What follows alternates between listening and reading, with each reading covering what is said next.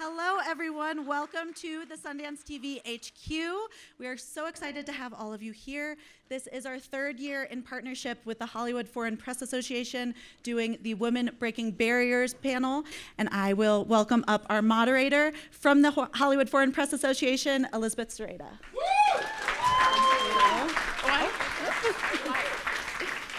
Hi, everybody.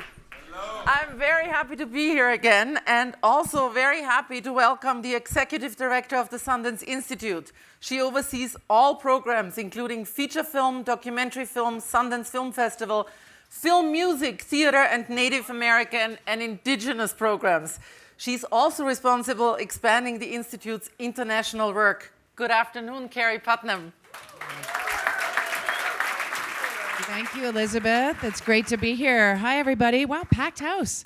It feels like a family here, right? It does. How's everybody enjoying the festival? You having a good time? Great, great.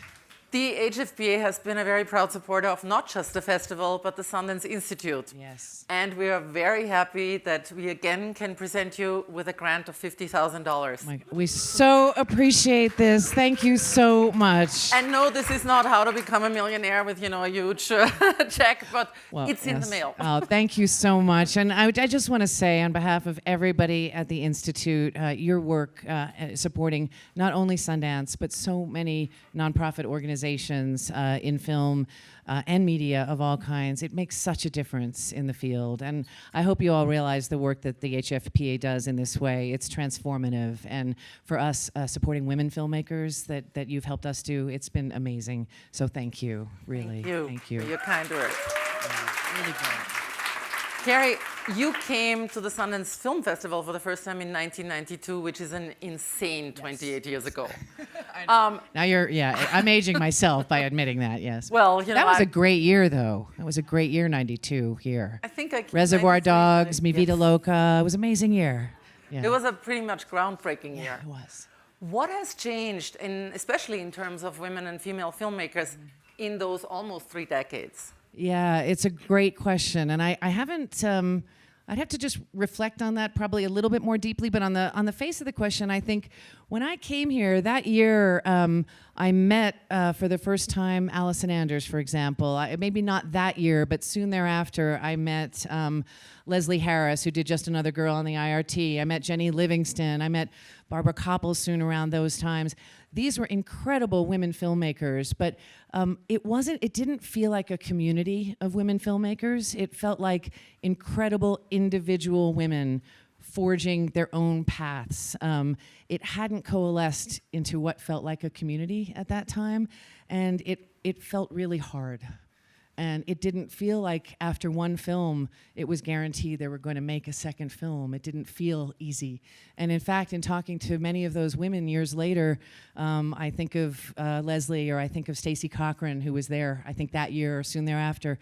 Many of them didn't get to make a second film, didn't find the money easily to make a second film. And it wasn't until a movement began to be generated and women began to, in greater numbers, make films that we began to see a community back up behind them and money come behind them and women financiers and power come together behind those women and find resources to be able to drive the energy that allowed women to make more films. So.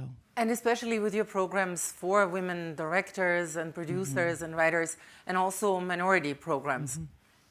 Is the change, does the curve go up in the last 5 years? Yes, well, I'm happy to talk about the last, certainly the last 10, 15 years. So you asked me about 1992, so. It started at the beginning. Right, exactly, so starting there. But thinking more recently, I'm really excited about what we're seeing today. And I think that's certainly not just at Sundance, but I'd love to talk a little bit about what's going on here today. So yes. This year at the festival, 44% of the films across the festival are directed by women, which is amazing. Yeah, and I'm gonna have to refer to I don't want to get any of these numbers wrong, so I brought a little cheat sheet here. And 17% of those films are directed by women of color, and that's pretty. Out of those 44%, 17% of the whole festival, women of color, and interestingly, on the submissions, we're over-indexing on submissions.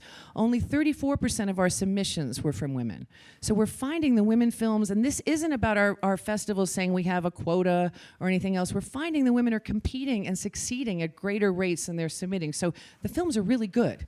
They're getting in higher at rates than they're submitting, so that's exciting. But there's actually a really interesting story compared to the commercial industry. You know that in the top box office films, we had some progress this year. For many years, we were stuck at a 4% figure. You know from Stacy Smith's research, 4% of the top 100 box office were directed by women. This year, everybody's celebrating the great progress that we're at 10.6%. Wow.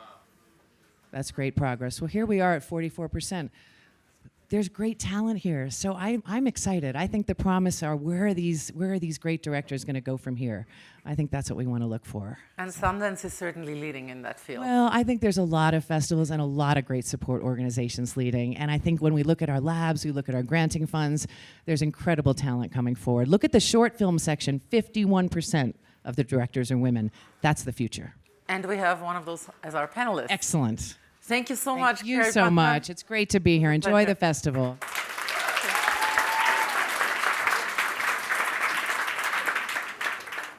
And I am so happy that after the last 2 years, we have yet another fantastic and incredible group of women that are joining us on the stage, starting with Golden Globe nominated actress and producer Kerry Washington, who is here as executive producer of the Sundance documentary The Fight, and star and executive producer of the upcoming Hulu limited series Little Fires Everywhere. I got this out. We have writer, director, producer, and Golden Globe nominated actress Frankie Shaw, who has 3 series in development and is currently working on a very big project that she will tell you all about in a little bit. She's an Anishinaabe filmmaker and writer, and here in Sundance with her short film Lichen. Please welcome Lisa Jackson.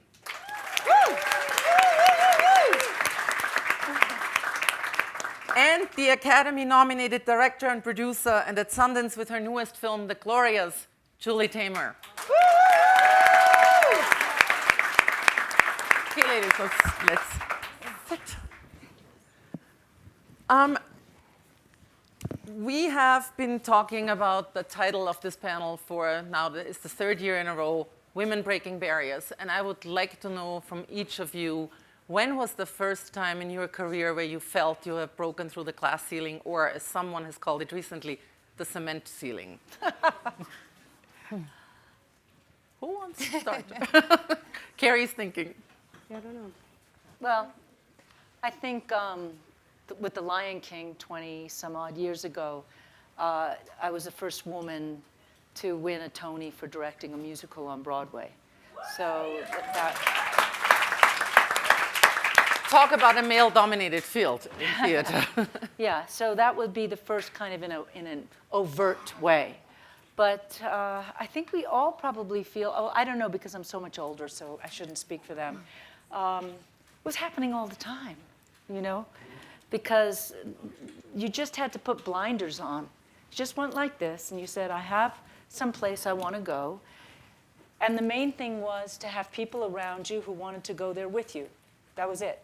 If you had collaborators and other people who saw it the way that you saw it, then you would go. So I think that these issues that we've been talking about, not for a lot more than 3 years, you know, I guess because I'm doing the Glorias, which is about the life of Gloria Steinem and all the other extraordinary women who are part of that story, I'm aware that this is such a long time, this story that we're talking about, which is, in a way, a drag.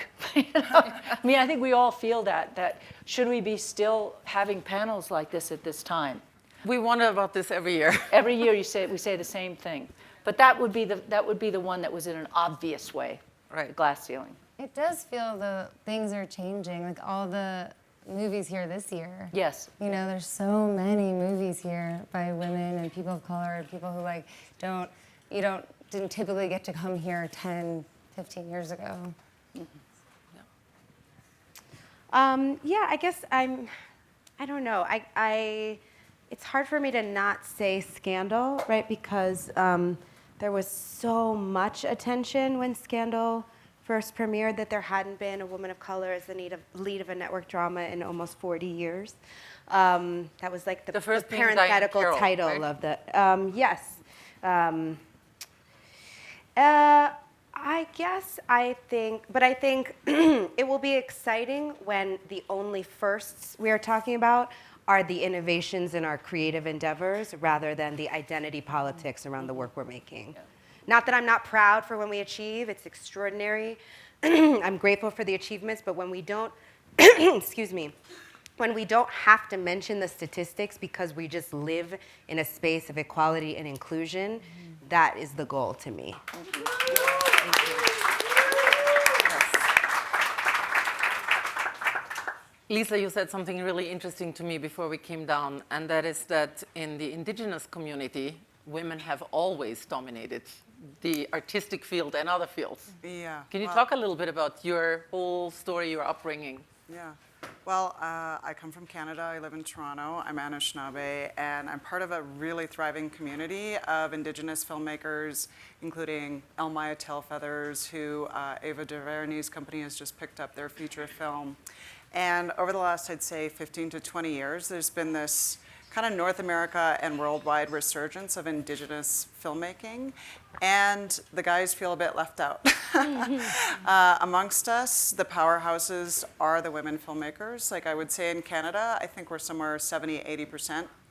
And I think that reflects a matriarchal society that still exists and a kind of respect that's given to women that you can really feel. And you can feel it on a set that, say, has a huge amount of Indigenous crew. You feel the way that the men are with the women and the way that the women lead a set, which looks really different. And I've been on my friends' sets, and it's just so inspiring to see a set led by community and values that are driving the project rather than the sort of more hierarchical kind of military style that we may be used to. Yeah. Obviously, Julie, you have directed operas and a lot of theater. That is even more male-dominated than the film industry, correct? Yes, but changing now. Changing. It is changing. But it has been, yes, definitely. And talking about, because I know you talked about how different it is to be on a female-run set, as actors as well as producers and directors, what have you experienced in terms of the difference? What is the difference? Is it more mothering? Is it is it nicer? Is there less yelling? I like work. I like work for all kinds of people.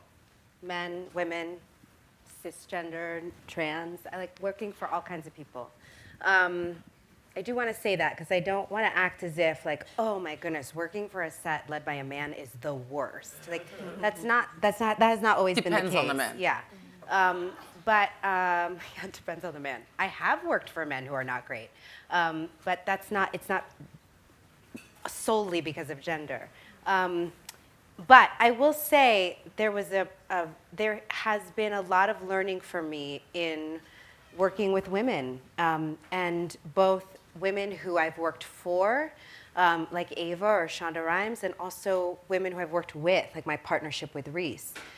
There is a real opportunity. Reese and I produced Little Fires Everywhere together, and working for Frankie when I directed at her show, that there is a real.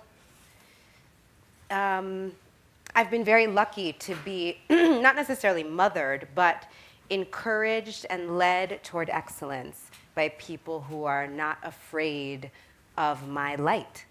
And I have really found that that's the case with a lot of the women I've worked with. And also that, when I was pregnant with my first child, and I told my then boss, Shonda Rhimes, that I was pregnant, I know that a lot of men I was working for at the time at that network in the studio, their immediate thought was about the complexity of the challenges they would have to face by having the #1 on their show be pregnant. my boss, Shonda Rhimes, just literally jumped up and down with joy in my trailer and was like, "We'll figure it out," and had faith in me and faith in the process that it would be fine, and knew that I would work hard to do everything I could to maintain the level of excellence of the show, and that we would be okay.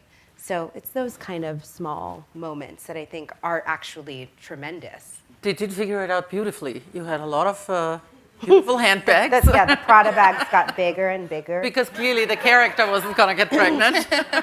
Yeah. It's interesting to me that I was looking this up just recently. The first woman that was ever nominated for a Directing Academy Award was Lina Wertmüller in 1976, who's Italian. The second woman was Jane Campion, who's Australian. And when you look at the numbers outside of the US, they have always been better for women than they have been in the US, which is something I personally don't understand. Maybe one of you has an explanation. I don't know. It is thankfully getting better, as we've heard from Carrie Putnam especially. Why do you think are we living in a very patriarchic society more than any other Western civilization here? Yes. Yes, I think so. Yeah. I mean, let's just talk about the presidency. What are we talking about here? There's Germany. You know, Germany was incredibly patriarchal, and then look who's been the leader. How did that switch happen? I mean, there is still a discussion on, can a woman win? Well, yes, if it's not rigged and it's not the electoral, you know what I mean? It's like, yes, a woman did win, but not with those other rules. We have too many, our democracy is really holding back our lack of democracy or our failing democracy. We've got a problem right now, and that's really what's holding back the leadership of women. But I think that you know, when you see the Glorias, you'll see a point where Gloria Steinem wrote an article right after the election where she talked about Hillary's loss as what would come out of that reaching that glass ceiling, or whatever we want to call that, is not a straight line. It's a jagged one. And that women will be on the shoulders of other women, and in a very positive way.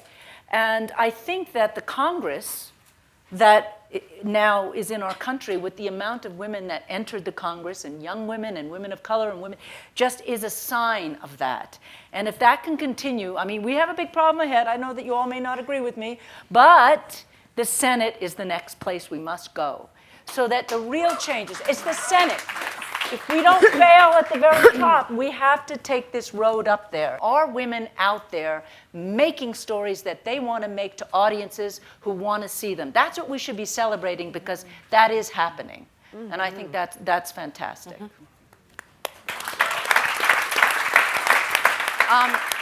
It's interesting that you say that. Last year we invited a man on this panel, the producer Cassian Elvis, and he had this one quote that got picked up everywhere, where he said when he sits in meetings with other executives, he tells them they must hire women because women are great business.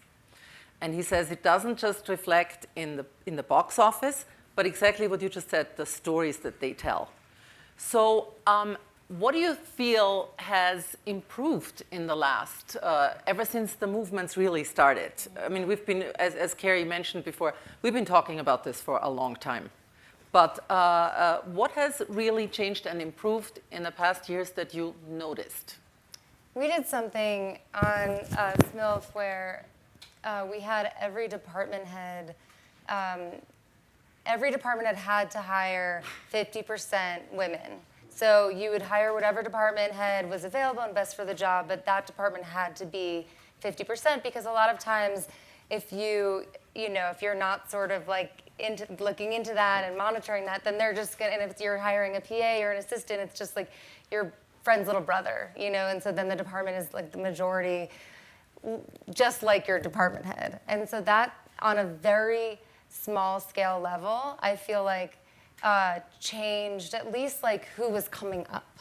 And I think if you like, you can start small, pipeline. like that, and then I'm sure there's like much bigger ways also to where things are changing. But that kind of stuff is happening. And maybe I could speak to that.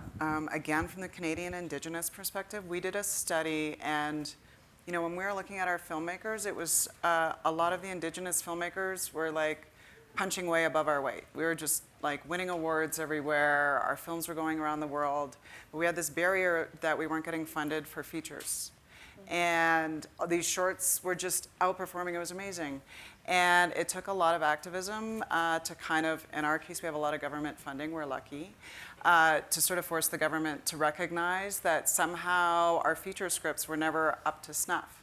And so for about the last 3 years, they've been funding these features. And they have been sweeping the awards, and making inroads here in the US and around the world. And so a lot of times we think that we're celebrating the highest, the most meritorious scripts. But that just goes to show that when you open the doors, there's this unconscious bias that's been keeping people out, and you'd be amazed what emerges. And I think that's why the people that make the decisions need to reflect the people that are watching all the movies, so that they don't just choose all the same suspects, and we get the kind of diversity that we're all missing, I think, on the landscape. Carrie, when did you feel you wanted to become or go into producing to give you more control over exactly that, to get things made, to get things funded, and use your considerable fame at that point for that, to get behind the camera and make the decisions? Yes. An emphatic yes. Yeah, I mean, I guess I started really producing because I wanted to have that proverbial seat at the table, a voice in the room. If I was going to work at the level that I was working, the number of hours I was working, putting out the level of energy I was working, that to not be part of the team that gets to decide what the direction of the content is was starting to be frustrating for me. And I just wanted to honor my ability to be part of the team that could create content, not just embody it. Yeah. And also to give, the film that we brought to the festival is a documentary called The Fight. It's unprecedented access into the ACLU. These lawyers are like the real deal Avengers. They are at the front lines of this battle against our civil liberties that we are fighting in this country right now. And for me, I didn't necessarily think of myself as a documentary filmmaker when I started a production company, but I know what stories I think need to be amplified, and I know what voices I think are on the periphery that need to be centered. And so for me, it's about using whatever access and privilege I have to center those voices and to push artists and artisans and filmmakers toward their own excellence, whether I'm on screen or not, so that our stories reflect more of the reality of who we all are, that we may all feel seen and heard and truly believe that we are the center of our own stories in our own lives and have the ability to be the protagonists and the heroes in our own communities and homes and neighborhoods and countries. Because I think for me, one of the things that's so exciting about The Fight is that not all of us are gonna go to law school to battle the Supreme Court. But you realize when you watch the film that they need us out in the street protesting and making phone calls and writing letters as much as we need them standing before those justices fighting for our rights. And so you understand that although they are the superheroes, they're also desperately trying to take their kids to school and trying to figure out how to keep their phone from losing its charge. They're just normal people. And if they can figure out how to use who they are for good, so can we all. So, whether it's Marvel or whether it's the ACLU, this idea of we get to be part of deciding who the heroes are, that to me is part of what progress looks like. That's a great span. Marvel to ACLU. Yeah. Isn't that great? Frankie, you wanted to say? Yeah. What was I going to say? Oh, just that you can't be what you don't see. I really believe that. And as when I was in college, that's why I started acting first, because I didn't actually really see women directors at all, or know about the women who were directing. And so on one hand, the exposure now is like so amazing for like the people coming up, and that that does seem to be like part of the change that like now with technology you can go and make a short film with your allowance, you know. Yeah, so just that that's like representation matters for the systemic change. And also that women are empowering other women. I mean, Yeah. you will be very happy to know that I had the only show I had ever directed was Scandal, and I met and saw Frankie at the Golden Globes in a year we were both nominated, and I was like, I mouthed to her across a party, I love your show, and she mouthed back, come direct. And SMILF was the first show I directed outside of Scandal. And Carrie's a effing incredible director. And I was like, you need to go direct like the Marv, whatever it is. And she's like, I don't know, we'll see. But yeah, but that's women supporting women. It's the only way. Solidarity is the only way. It's the only thing that's ever instigated change, you know. And then there's the idea of like the discussion of power.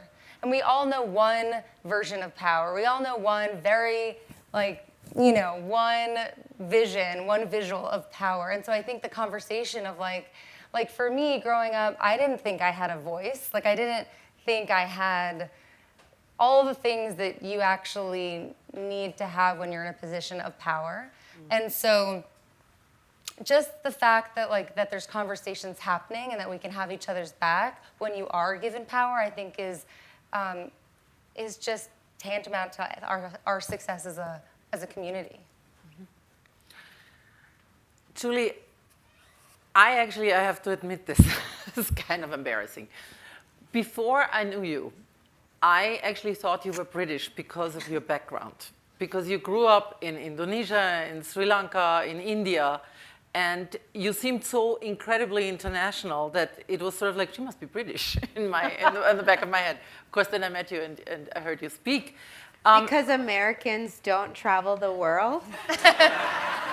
No, I just want You said that. No. I said it with a question mark. Like, is that sort of the cultural idea? Well, actually, in the back of my mind, it was probably also that a lot of these countries were colonies. Ah, okay. British colonies. Okay, got and it. that was really what was in the back of my mind. you. But to answer your question, yes, an amazing amount of Americans don't have passports, which, you know, I cannot I believe. currently have an expired passport, so I'll just Go down admit there, that. get down there and get one. But what I was going to ask you is, how did this international upbringing inspire your take and your start in this job and going into something that is really difficult like opera and theater?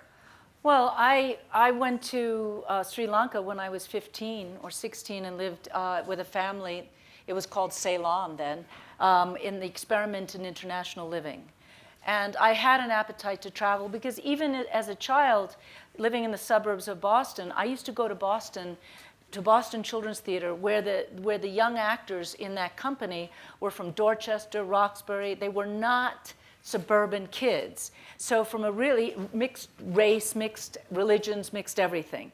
So I was a traveler since I was young. And to me, then I had a fellowship after Oberlin to a traveling fellowship in visual theater and experimental puppet theater to Eastern Europe, Indonesia, and Japan. And I went to Indonesia for 3 months and stayed 4 years and started a theater company of Javanese, Balinese, Sundanese masked dancers and actors. And not until across the universe, all my work has been inspired, whether it was Frida or Juan Darien, which is an Uruguayan tale, or The Lion King, which is a mixture, because you can't say it's African. I mean, it's Hamlet, too. You know, I mean, Shakespeare has been appropriated by everybody. So the best Shakespeare is Kurosawa, I would say, if it's on a visual level. But I found being outside my own culture to be as an outsider, to be a really useful way to see my own culture or myself or your family. I mean, it's hard for me to self stuff. I find that hard. I find it hard to say myself. I mean, people are talking about to tell their stories, but I wasn't interested in telling my story. what stories inspired me, which I guess are my stories, are other people's stories. They're the ones I've found myself, the novels I read, the things I read would be from India or China or South America. And I have a fellowship now because my life, I wouldn't be the artist I am if I hadn't spent that time in Asia. And we just talked about this. There's a difference between appropriating other people's cultures and using techniques or being inspired and letting it go inside you, come down, and then come out as your own vision. Respect and love. Respect and love, appreciation, but everybody, if we're human And beings, real research. we are expanding our lives by borrowing. I mean, how many years have men told women stories? Let's just say it, and some of them very well done. And you say, how did they know? Well, we're human beings, you know. When I did Lion King and we brought it to, the second company was in Japan. And it's been there now for 22 years, 2 companies in Japan. In Japanese, a Lion King, with all Japanese people, even though other places we always have an African core. This one is there. And my father fought in the revolution. Not that one. My father fought in World War II, and I studied in Japan. And when I went back to Japan to cast it and see it with this Japanese company, it was the crossing over and the turning. It was almost the circle of life in that sense, but to go back, that was so important to me. I am very much about this with the way that I look. I think that it is absolutely critical that women are allowed to tell women's stories and that Native Americans, indigenous peoples, should be the voices of their stories because we haven't heard it from their point of view. But I'm looking forward again to a time without it being stealing, appropriating, colonizing, where artists just share their excitement. And that's what I've been allowed to live. Well, I've been allowed to live that life. I think My a big collaborators are part of Jamaican, that- African. What? I think a big part of that is access, right? I think that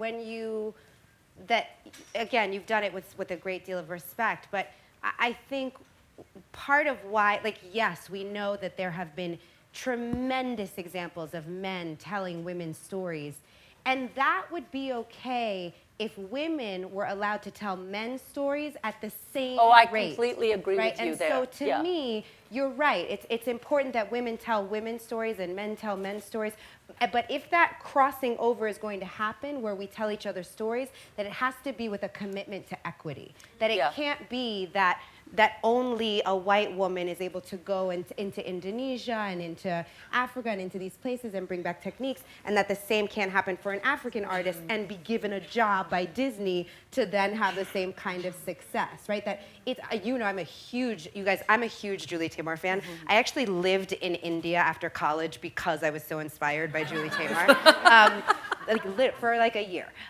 Studied Kathakali and Kalaripayat, the traditional martial art that led to it's crazy. I'm a huge fan. But again, even as an undergraduate student who graduated from college and wanted to live in India, I knew inside that I may not have the same capacity to go to Asia and tell those stories as a woman of color as you did. No one gave me permission. You have to really know. I'm not talking about permission. I'm talking about structural resistance that leads to inequity and access. Now, that is not to take away anything from how you fought and how you built that road for yourself. But just that, again, contextually, the resources, we all have to fight so that we all have the same resources, all of us. But this is the interesting thing, because, I'm starting 40 years ago. Yeah. So forget color. Just being a female. I won't forget color. I know. But, I know. but keep in mind color. But you understand what I'm saying? Yes. Is that when I went to Indonesia, it was to study. I went for 3 months. I stayed 4 years. I never directed anything till Indonesia. So I found my voice outside of my culture. Yeah. This is something, and I'll tell you one of the reasons why. I was a big foreigner. Big, tall, hair on my arms. I don't have it anymore. But bulu bulu. It's called feathers. And in Java, it's interesting. There's 2 words for people, halus and kasar. Halus is refined, kasar is macho, right?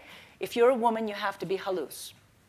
And people would always ask me, are you halus or kasar? I mean, I spoke the language and this, and I said, I can't answer that, because if I am to remain halus in your eyes, I can't direct.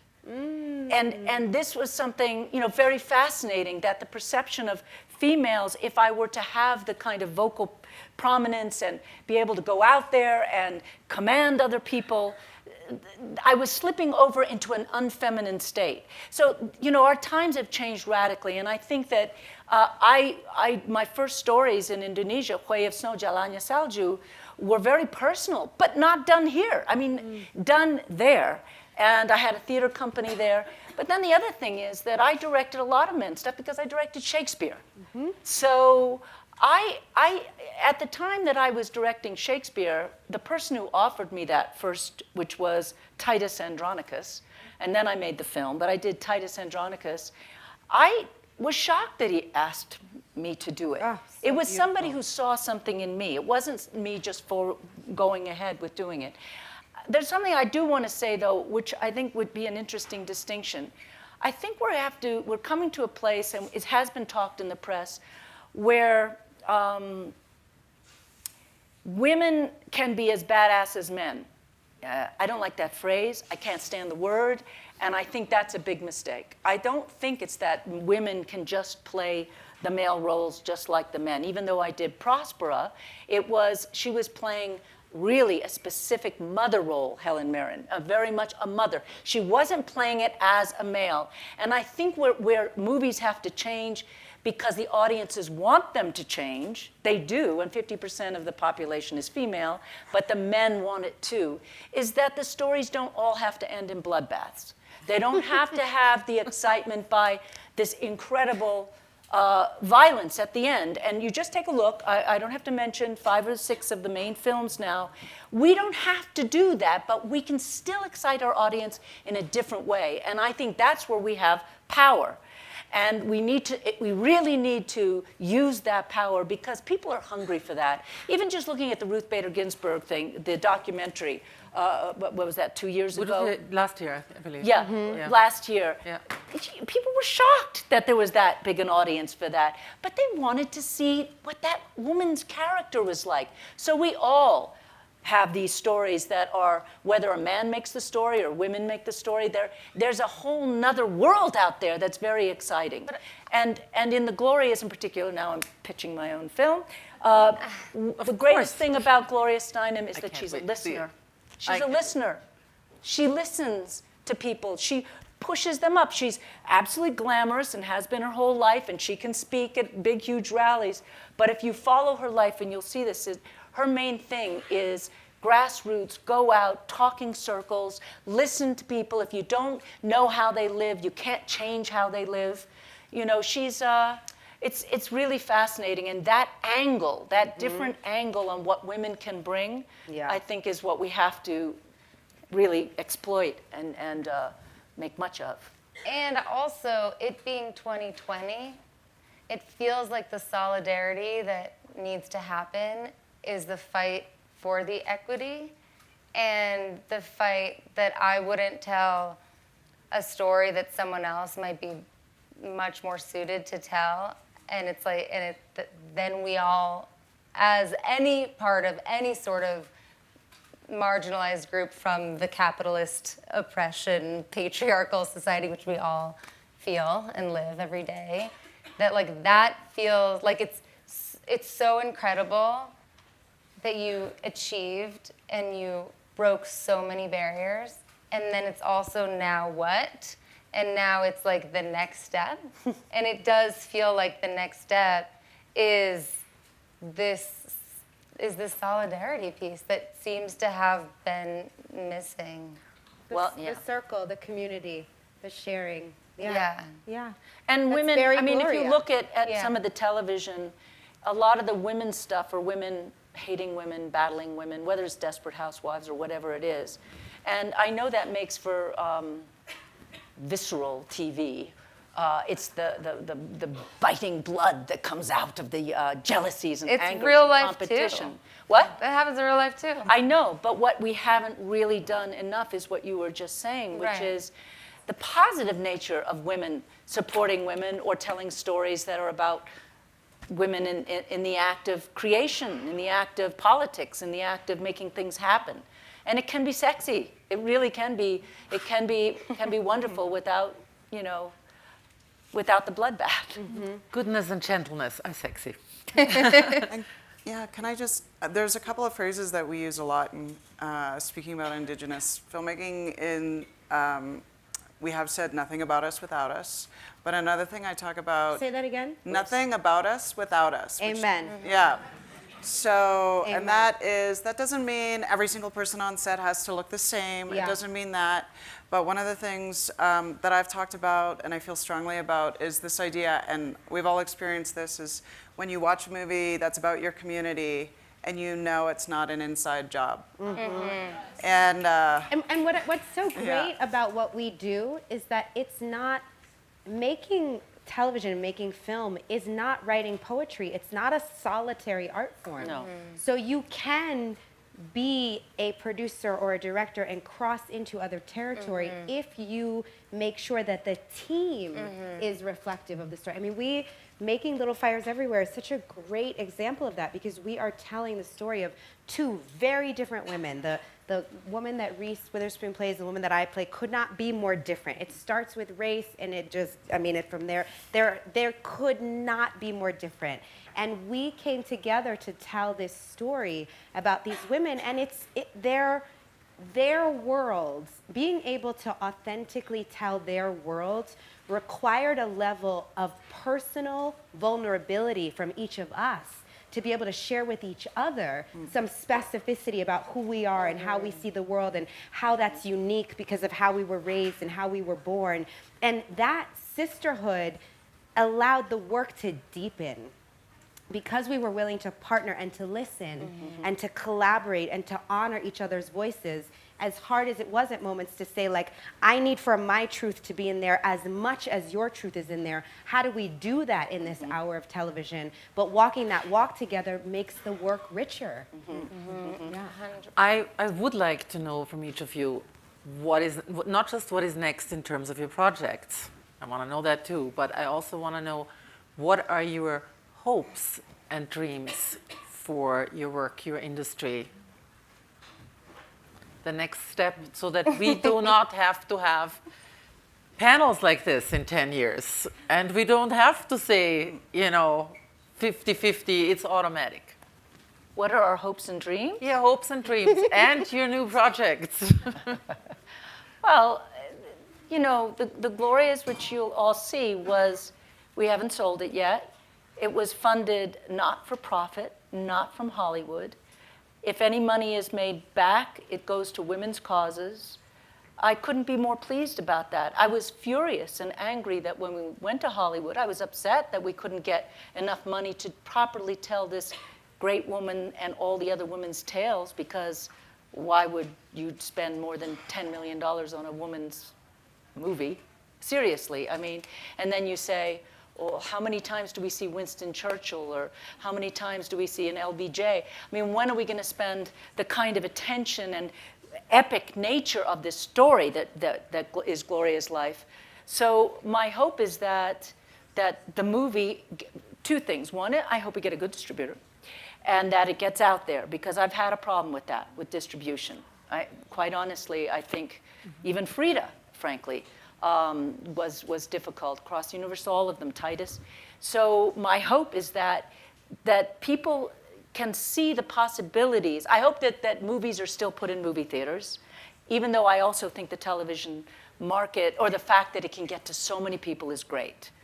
But there's nothing like being stuck in a room where you can't turn the TV off and go to the bathroom or go, the refrigerator, where you concentrate.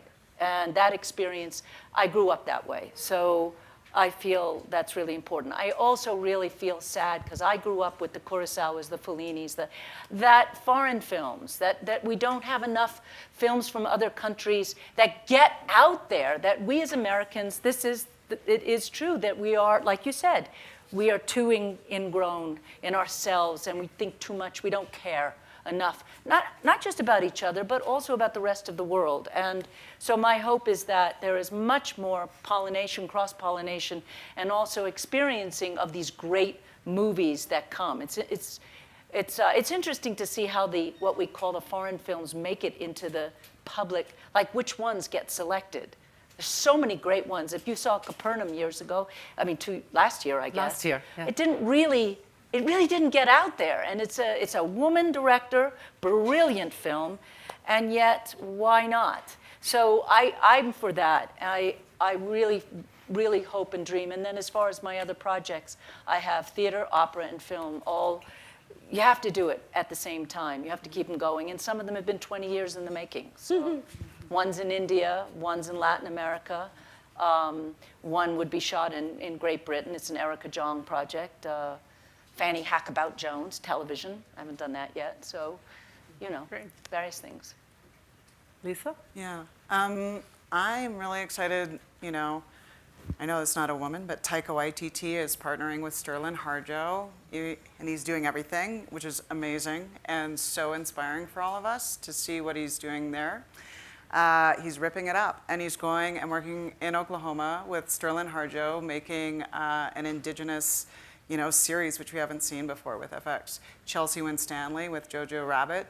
She just came on as exec producer on my friend Dennis Goulet's film. Like, what I am seeing that I'm super excited about is we're starting to move up. That's women, that's people from different communities. And we're getting to places, and what you see is lending a hand, right? Mm-hmm. And going, you are amazing. We've known each other forever. I'm gonna help you get your project made. So I'm really excited as our community, this community, the bigger community grows, the way in which even hearing you guys talk about how you're reaching out to each other and giving opportunities, I just think that is so powerful. And I look to Ava for a lot of that, is just so inspiring. So. Thank you. I have this little production company that we've had for about a year now, and I have this incredible partner, and we are developing a bunch of projects. One of the things that I'm doing is I'm directing a movie that I wrote that Steven Soderbergh's producing, a book he had. By the way, you heard it here first. But yeah, my hope is just that we have this opportunity to come together as a community, and and we can. There's so much sort of divisiveness and anger, and rightly so, in our community. And I feel like the more we keep talking about it, and the more we have these healing conversations, and the more we come together, the stronger we'll be as a whole to sort of fight this system that's been in place forever. And I just hope that I keep evolving. I'll just say, in this little company that we started, I've had this opportunity to sort of help other sort of new writers, and that's been an incredible experience to sort of, whatever I can do to pass on whatever I've learned, and I hope we just keep doing that to each other. Thank you guys all for coming. I know it's not really my job to thank you, but I'm happy that She's doing my closing remarks for me. Just happy that we weren't in an empty room talking. It would have been a great conversation anyway. Yeah. We're happy somebody was here. I already talked about Little Fires Everywhere. It debuts March 18th. Right now I'm filming The Prom with Ryan Murphy, and See the Fight, which is here at the festival. And my company, Simpson Street, has just a lot of stuff on the burner. You guys know how it is. You just got to create stuff. You don't know what's going to go from the 3 projects in the 3 countries, and you don't know. And I guess my hope is that that we all just stay brave, and stay open to each other, so that that we're looking for the truth and listening to each other. That's it. Thank you so much for being here. And thank you all. I think this is the biggest panel that we've had here. Seems to be bursting at the seams. So thank you for coming.